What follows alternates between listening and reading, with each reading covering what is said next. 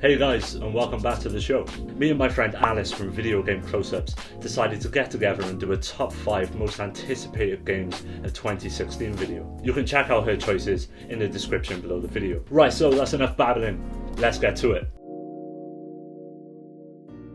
Revealed during Nintendo's Direct presentation in 2014, the new Zelda game for Nintendo's Wii U astonished fans with its blend of Twilight's and Wind Waker's visuals, creating something truly magical for the fans of the series. There's something you need to understand. I am a huge Zelda fan and was surrounded by the earlier games whilst growing up. It's going to be interesting to see where Nintendo take this new entry in the series, and with the promise of a seamless open world to explore, will it be able to stand tall with the likes of Fallout 4 and Skyrim? What are your thoughts? Resident Evil 0. These words would go on to define my love for the early Resident Evil franchise. This game was initially released on the Nintendo Gamecube as part of a deal struck by Capcom and Nintendo to bring over the existing games as well as a remake of the first game to the console. 2015 saw the re-release of the original remake of the original game for today's consoles. I know, it gets confusing, right? With that success though, Capcom thankfully decided to bring over one of the most underrated entries in the series, Resident Evil 0. If it's as polished as the re-release of the first remake, I'll be happy.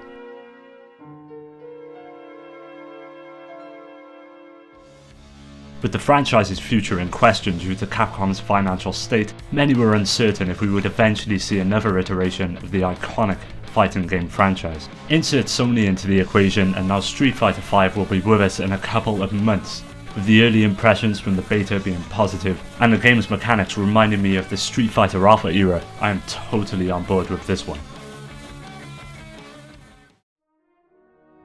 When Uncharted first debuted on the PlayStation 3, it kind of went under most people's radars. Fast forward to 2016 and the game has now become the showcase for Sony's consoles. Each game in the series has continued to push the hardware it's made on, and with the 4th iteration of the game releasing on the PlayStation 4, it's Sony's chance to show the world what the console can do.